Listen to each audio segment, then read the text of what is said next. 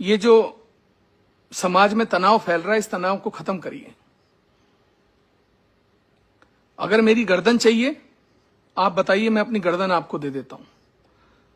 अगर आपकी बिरादरी को लगता है कि मेरे माफी मांगने से, मेरे गर्दन झुकाने से आपके समाज की पीड़ा कम हो जाएगी, तो बताइए। आप बताइए, समाज में आप शांति बनाए रखेंगे? ऐसा नहीं है। लोग बाग, सर्व समाज के लोगों में तनाव है। तनाव पश्चिम में भी है, तनाव पूरब में भी है, तनाव लखनऊ में भी है, तनाव मध्य प्रदेश में भी है, तनाव राजस्थान में भी है। अगर मेरे माफी मांगने से, किसी समाज का सम्मान करने से अगर वो तनाव खत्म होता है तो मैं तैयार हूं।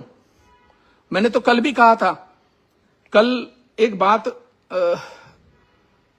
जो है पवित्र गांव मेरठपुर से निकली कि उन्हें मेरी एक बात बुरी लगी। मैंने कहा, बाबा फकीरदास जी के यहाँ मैं गया और मैंने ऐसा ऐसा किया। बाबा फकीरदास जी के मैं सम्मान में 10 बार सर झुकाता हूं। मैं किसी भी संत के लिए 10 बार सर झुकाने को तैयार हूं, किसी भी धर्म का, किसी भी समाज का संत हो।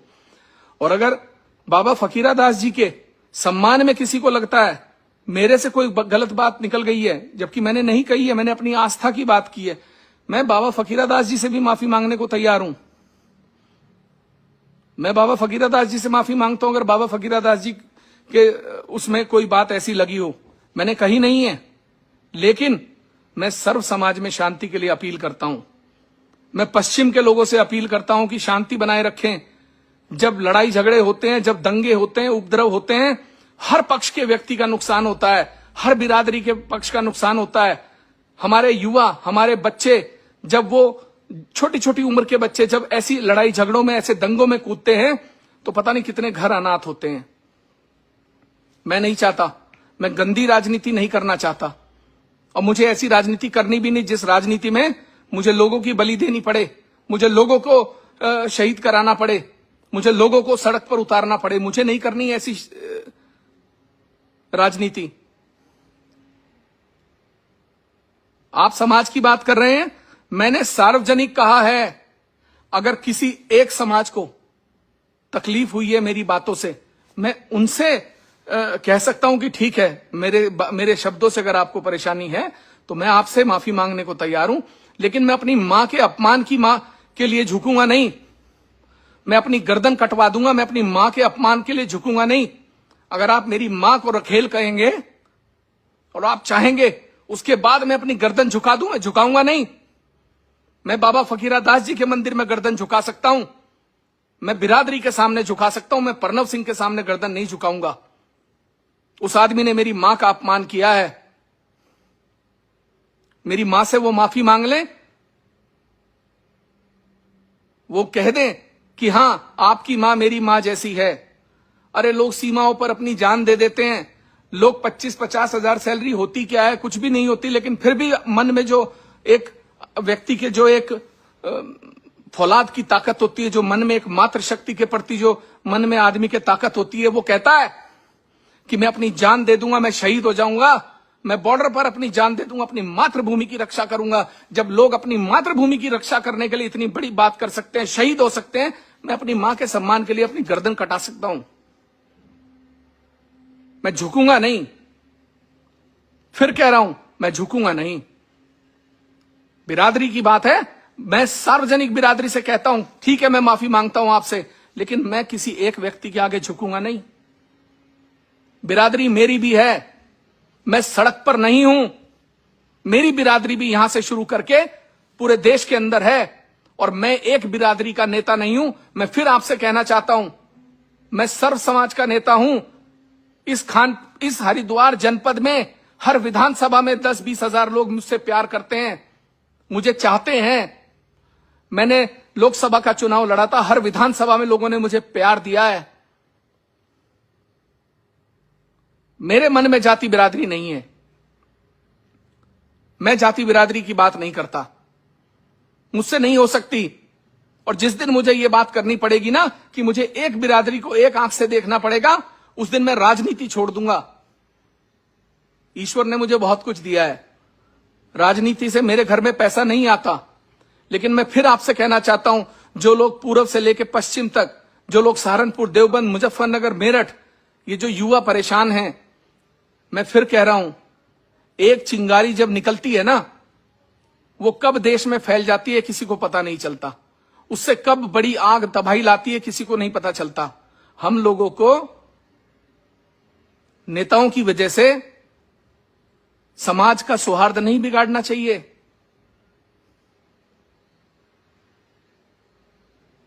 खास तौर पे मैं सबसे कहना चाहता हूं कि हम नेताओं की आपसी लड़ाई के चलते आप लोग अपना सौहार्द मत बिगाड़ें। समाज में आप शांति बनाकर रखें बस। और मैं प्रशासन से कहना चाहता हूं, मैं हरिद्वार प्रशासन से कहना चाहता हूं, आप हमारे लोगों को परेशान करने की बिल्कुल भी कोशिश मत करें। आपने मेरे खिलाफ मुकदमा दर्ज किया जबकि मेरा दोष कोई नहीं था। आपने जिन धाराओं में मुझे गिरफ्तार किया, आपको गिरफ्तार करने का अधिकार नहीं था। मैंने फिर भी गिरफ्तारी दी आपको अपनी, क्योंकि मैं नहीं चाहता था कि किसी भी प्रकार का सौहार्द बिगड़े। लेकिन अगर मेरे इतना कॉपरेट करने के बाद भी आप मुझे परेशान करने का प्रयास करेंगे तो अच्छा नहीं होगा। मैं फिर बता रहा हूं प्रशासन को, एक बात समझ लीजिएगा, हम लड़ने वाले लोग हैं, हम झुकने वाले लोग नहीं। हम अपनी गर्दन नहीं झुका सकते। आप लोग इस हरिद्वार जनपद के सौहार्द को बना रहने दीजिए। आप अगर मेरे खिलाफ एक तरफा कार्रवाई अब करने का प्रयास करेंगे तो अच्छा नहीं होगा। और आपने की, आपने मुझे गिरफ्तार किया। मैं पूछना चाहता हूं, मुझे हरिद्वार के एसएसपी बताएं, मुझे परमेंद्र डोभाल जी ये बताइए, आपने मुझे गिरफ्तार क्यों किया? आपने किस अधिकार से मुझे गिरफ्तार किया? आपने किस अधिकार से एक विधायक को गिरफ्तार किया? आपने कैसे विधानसभा को सूचना दिए बिना गिरफ्तार किया? आपने मुझे ऐसी धाराओं में गिरफ्तार किया जिनमें आप मुझे बेल दे सकते थे। लेकिन आप लोग अपनी ईगो, अपना ये दिखाने के लिए कि नहीं साहब हम विधायक को भी गिरफ्तार कर सकते हैं। डोभाल जी, मैंने आपको एक बार पहले भी चेतावनी दी थी। मैंने आपसे पहले भी कहा था कि आपने मेरे खिलाफ भगवानपुर में गलत कार्रवाई की थी। और मैं डोभाल जी आज फिर आपसे कह रहा हूं, आप इस तरीके की कार्रवाइयां ना करें। मैं आपसे फिर चेतावनी दे रहा हूं आपको। आप ये एक तरफ, आप मुझे बताइए, मैंने पुलिस के साथ कॉपरेट किया नहीं किया? मैं भी भाग सकता था, मैं शहर छोड़ के जा सकता था, हाई कोर्ट स्टे ले सकता था। लेकिन हमने कानून पे भरोसा जताकर, आपके ऊपर भरोसा जताकर, और आप आज इस तरीके से हमें बार बार शोषण कर रहे हैं हमारा।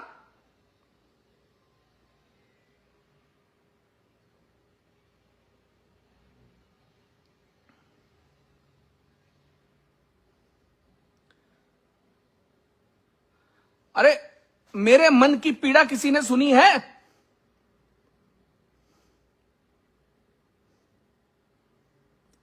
मेरी मां को एक आदमी रंडी कहता है, रखेल कहता है, मैं फिर भी ना बोलूं?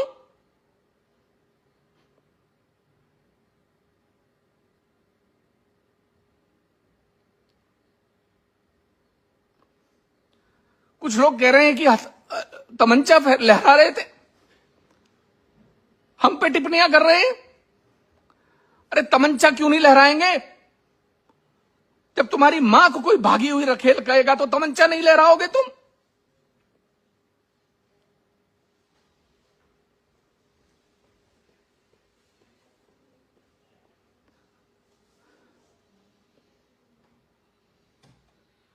नेता होने का मतलब क्या है? अपनी मां के लिए गालियां खाएं?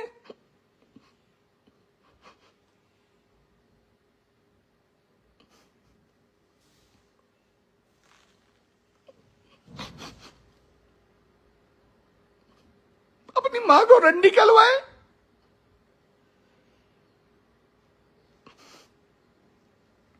नहीं बोला, मैं चुप रहा।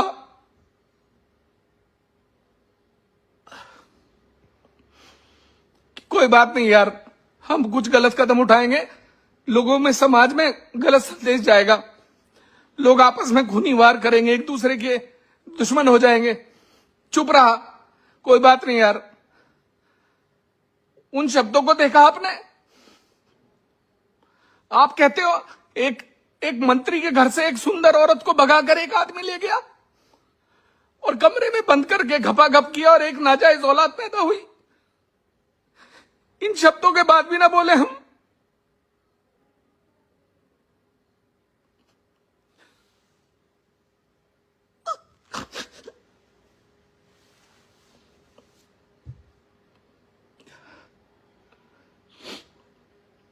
हमें मर्यादा सिखाते हैं। हमें राजनीति सिखाते हैं, हमें हमें कहते हैं अपने नियंत्रण में रहना चाहिए। हम इंसान नहीं है। आप मेरी 95 साल की मां को रंडी कहते हो और हम चुप बैठे रहे।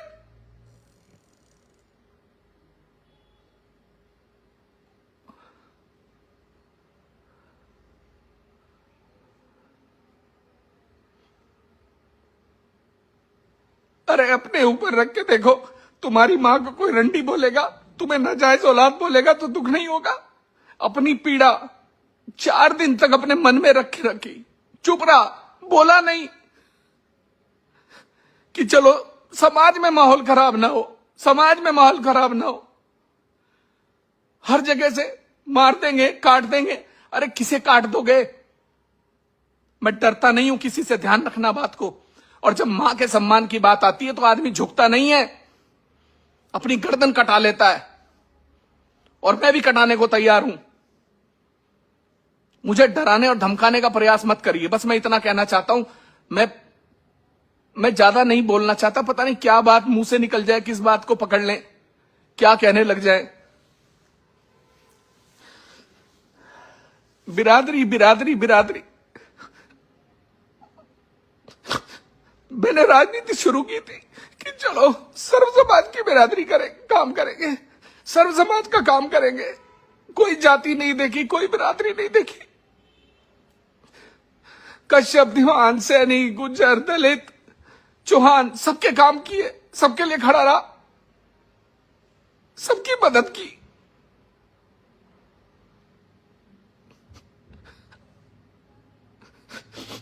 छह 602 लड़कियां हर समाज की, हर बिरादरी की, एक पंडाल में निकाह और विवाह कराया।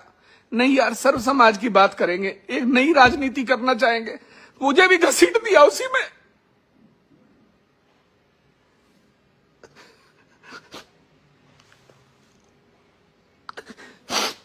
मुझे भी बिरादरी बाद में लेके आ गए। बिरादरी बिरादरी बिरादरी,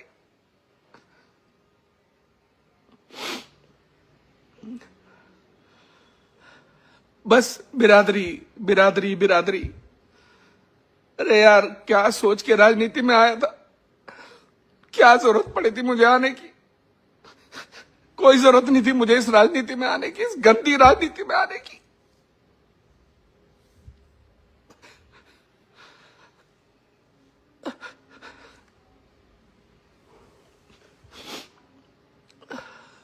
मुझे पता होता ना कि यहां आके भी वही सब गंद होगा, बिरादरीवाद होगा, गंदी राजनीति होगी, कभी नहीं आता। और मैं सच कह रहा हूं, मैं राजनीति छोड़ दूंगा, नहीं करूंगा। मुझे नहीं करनी ऐसी राजनीति। लोगों की लाशों पर, लोगों की बिरादरी पर, लोगों के तनाव में, लोगों को दुश्मनियों में उलझा के, लोगों के खिलाफ फर्जी मुकदमे करवा के, लोगों को जेल भिजवा के, निधि में कमीशन खा के, सड़कों में कमीशन खा के, मेरे बस की बात नहीं। मैं गलत आया हूं इस जगह, ये मेरे लिए थी नहीं।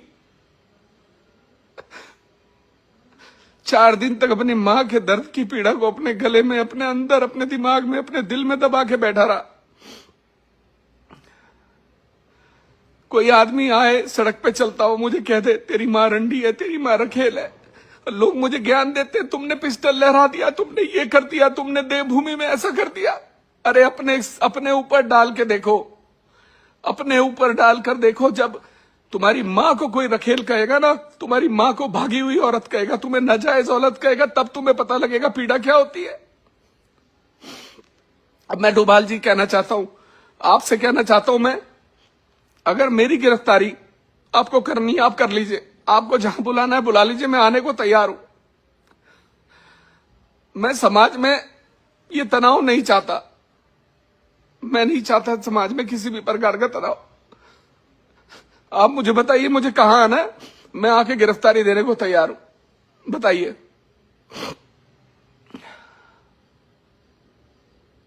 आज जो लोग शोर कर रहे हैं उनसे एक बार पूछिए, अगर तुम्हारी मां को रंडी रखेल कहा होता तो तुम क्या करते?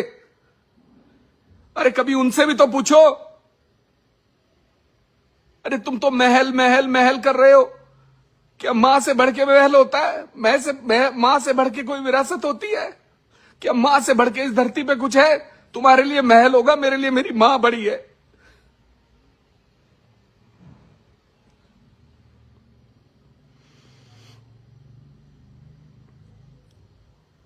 आप लोगों ने मेरे को वही बना दिया जो मैं नहीं बनना चाहता था। आप लोगों ने मेरी राजनीति, जो मैं चाहता था कि मैं सर्व समाज के लिए काम करूं, हर गरीब आदमी के लिए, हर छोटे आदमी के लिए काम करूं, हर गरीब आदमी के घर जाऊं, जिसके घर में चूल्हा भी नहीं है उसके घर जाके खाना खाऊं, जो चूल्हे पे बनाता, जिसके घर में बिजली नहीं है उसके घर जाऊं, उसे लगे कि हमारा विधायक नहीं भाई, हमारा परिवार है, हमारे घर का है।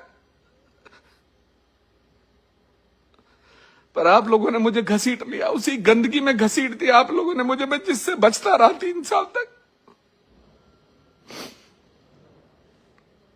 आप लोगों ने मुझे उसी चीज में घसीट दिया।